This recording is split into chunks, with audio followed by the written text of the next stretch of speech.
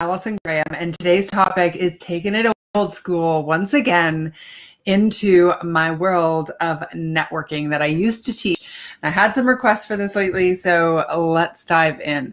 And specifically today, we're going to talk about how you may be missing the mark. So you're rocking it and you're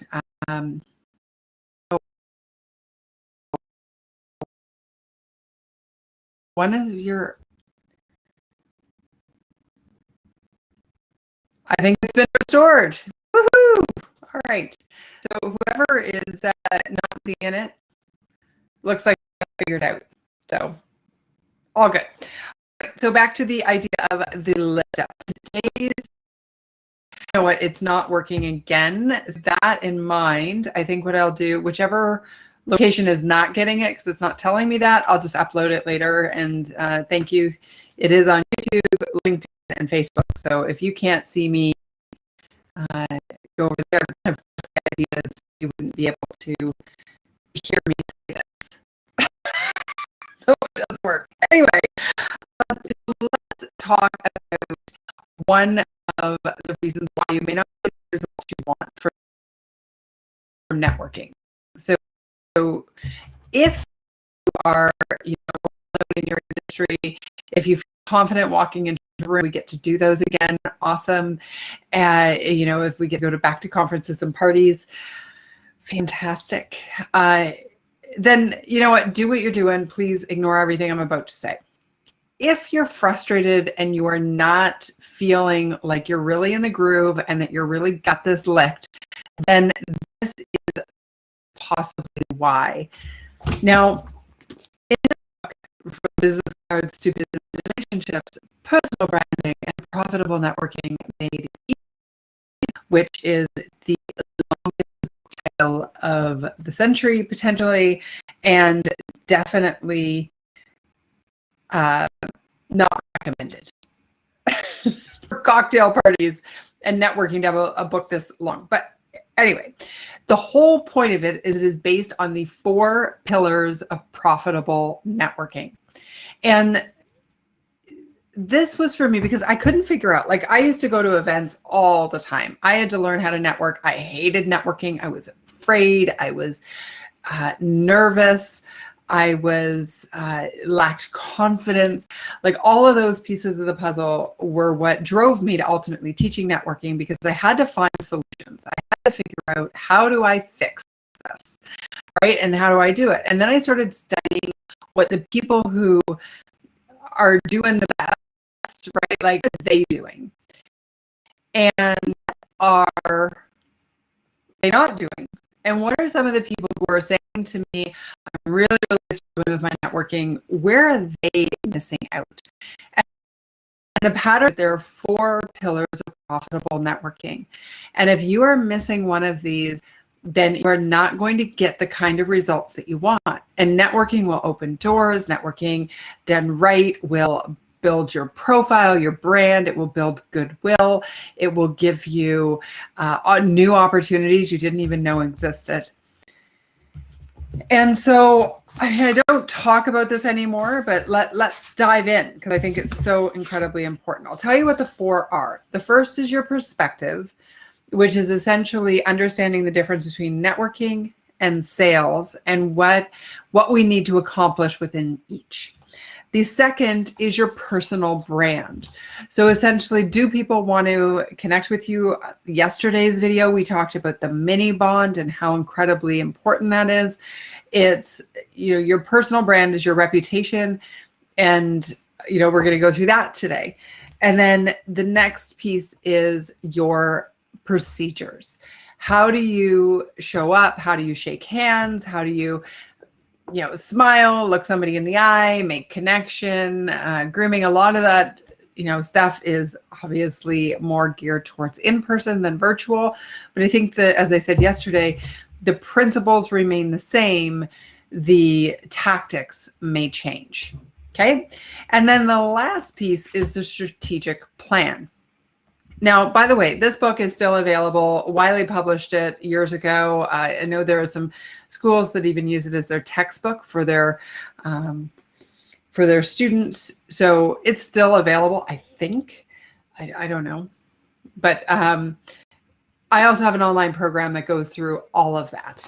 So if that's something, or you know somebody who's just learning how to network, definitely point them in that direction. Send me a DM and I will gladly send you to that specific page. But here's the problem with it. Let's go through each one of these. Perspective. Networking is about finding the people with whom you connect enough that you want to connect again. It is not about selling. However, in order to be profitable in our networking effort, I would prefer you to go looking for people with whom you connect enough that you want to connect again among the people who could potentially buy from you. See, like, we're still going to do it authentically. We're still going to connect authentically. The key is, I don't want you going out or even like joining a group looking for sales. That is, they're two different things. Now, by the way, you can go looking for sales. That's just not networking. And I remember a story that I often told from stage, and I think I'm frozen on LinkedIn, just FYI, seeing that here. Let's see. Yeah. Wow, that's a bad feed, isn't it? Sorry, that is a very, very low resolution feed. So I will upload the thing. The joys of moving out to the lake and hoping like heck that the internet works. 5G is coming, by the way, in August. So I will find that. So, oh yeah, so the story. I was standing in a coffee shop line, and nothing on my forehead, thing that said like I'm underinsured or like I need your help, like just showing up and waiting for my line, for my coffee. And this guy turns around and he goes, "Hi, I'm Brian and I sell insurance." And he whips out his card and I'm like, "Oh gosh, thanks." And like, on I go. Kindly, of course, because that's, you know, who I am. And then I'm sitting at the business club, the London Club, and waiting for some friends to show up. This is like months later. And he walks in and he makes eye contact with me and I say hi because that's what you do. And he goes, "Hi, I'm Brian and I sell insurance." And he whips out his card again. And I'm like, oh my God, like this is the kind of person who, you know, for all the love in the world, he has been taught that if somebody's within 3 feet of you, then they're a prospect. And you just work the numbers, work the numbers, work the numbers. But I'll tell you, that is not what networking is. And although that's an extreme example event or when you're showing up online, if that's how you're showing up, you're going to turn people. And that could be one reason why your professional networking is not really working in the way that you see. So that's our first pillar. The second pillar is your personal brand. And when I started talking about personal branding way back when, I, would often look to other people who were talking about branding, and they would always use the big examples. We all know McDonald's, Starbucks, Tim Hortons, Nike. Yeah, well, like how many of us have multi-millions of dollars for a personal branding campaign in fiscal, Q4 coming up here for fiscal 2021? Like none of us. And so it always felt really unrelatable to me. So instead, the way I like to look at it is, what can we see? Like, what can we learn from the big guys? And what I found was that your personal brand is, what do people see? What do people feel? And what do people hear when they interact with you? What is your reputation in those elements? We can't control it. We can only influence it. And so taking steps to build your personal brand is really something that you want to look at very objectively and really think, okay, how do I maximize what people see So that's the physical being, that's your logo, that's your, how you're showing up online, all of it. What do people feel? So how do you treat them? Do you leave them feeling more inspired? Do you leave them feeling relieved that you've left? We all know that kind of situation. So thinking about that. And then the last piece, what do people hear? So how are you showing up? It could be your voice. Are you doing uptick, like saying a statement and making it a question? That can happen quite a bit if you're not feeling really confident. All of that contributes to your personal brand. And if your personal brand is not working, then the reality is people aren't going to want to connect with you. So you could be doing all the right things, like you're showing up and you are, doing the networking and you're trying to meet people and create connections authentically. And you've got the procedures and you know all the things you need to do to mingle the room and, leverage the online group or whatever. And then you've got the strategic plan in place where you are, showing up in the right place and you know who the people are and you're doing things that you love, like all of that.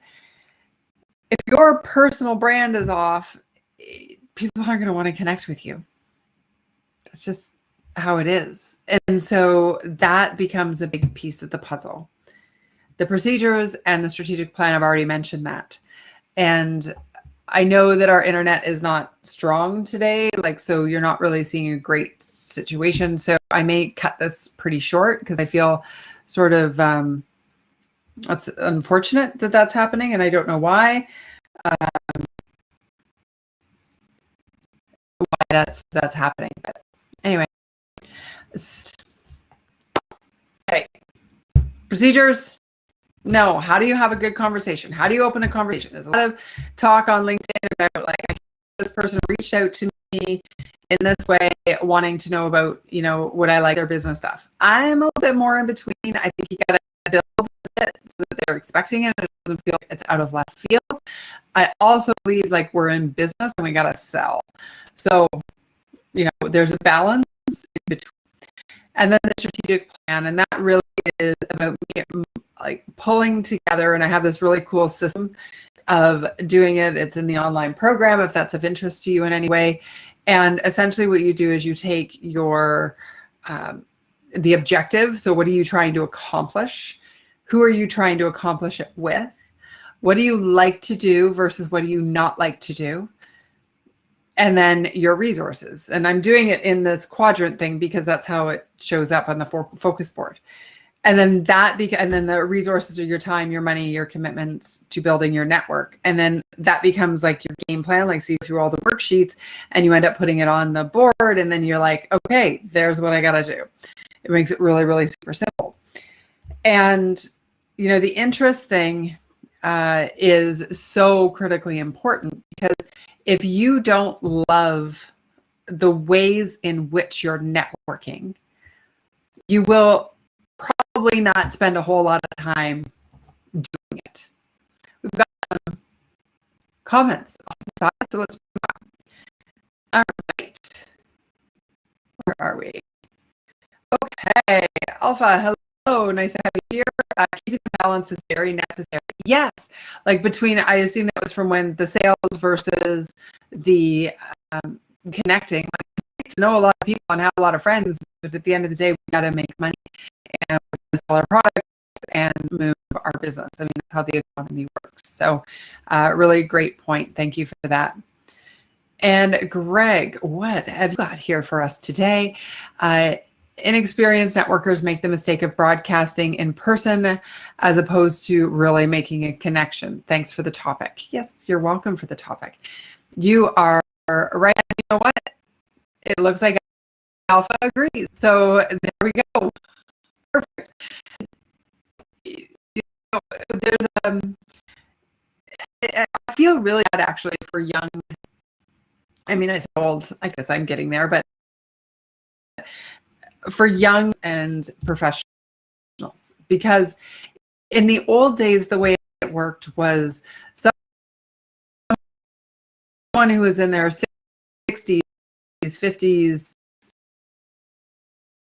70s would bring you, they made sure that I went to events. They made sure when I didn't have budget and I was working for the Salvation Army as their annual fundraiser, they made sure that I was at the right events. Like that was part of it. And it was, they loved mentoring, they loved bringing people in, and it was up to you to show up. And I consistently showed up and was sure that I was taking full advantage of what they were offering. And in a very good, harmonious way. And I just don't see that mentorship, that true mentorship, which is unpaid today. I see a lot of people having to pay or not getting advice from people who are really looking after them. So I think it's harder today to figure out how to do it right. And there are so many more resources. I mean, I don't even know what networking is available for, but I think it's probably down to like $97 to teach you absolutely everything you need to know about networking, right? Like that wasn't available when I started my career in networking and went from being a receptionist and a bartender to, you know, running for politics and raising lots of money for charities, and now having my own business for almost 15 years and all of that. And none of it would have been possible without the network. And through all that time, all those thousands of people I had the opportunity to connect with, one thing I noticed very clearly was that if you were on one of these pillars of profitable networking, you probably weren't getting the results, or it was harder. It was harder to get the results compared to if you were. And, you know, and I don't think I shared the story, or I finished the story about if you made authentic connections with someone while you were golfing and you absolutely hate golf. So then you have to carry that on for the relationship. Like they love golf, you hate golf, but you showed up and pretended. And instead we want to find the things. There's so many ways that we can build our network. We don't have to just do the typical rubber dinner or golf tournament or LinkedIn. There are a lot of other things we can do if we're a little bit creative and figure out what your interests are. All right. So there we go. If you want to rock your professional network, you need to consider those 4 pillars of profitable networking and really consider, am I doing it right? Am I showing up in the, you know what, I'm off on the stream again. So 2002 is calling. I think what's happening. 2002 is called and said, I want my fuzzy. Actually, you couldn't have even done it. 2002, never mind. But I feel like that is the equivalent of a AOL level dial-up service that is frozen on LinkedIn. I'm sorry about that, folks. Tomorrow I'll be in the city, so I'll have good internet, and then a few more weeks, and we'll be back to, or we will be into 5G, and then it'll be awesome. Okay. I'm going to leave it there. Hope you have an amazing day. Oh, we've got more here. Let me get some more of these comments up.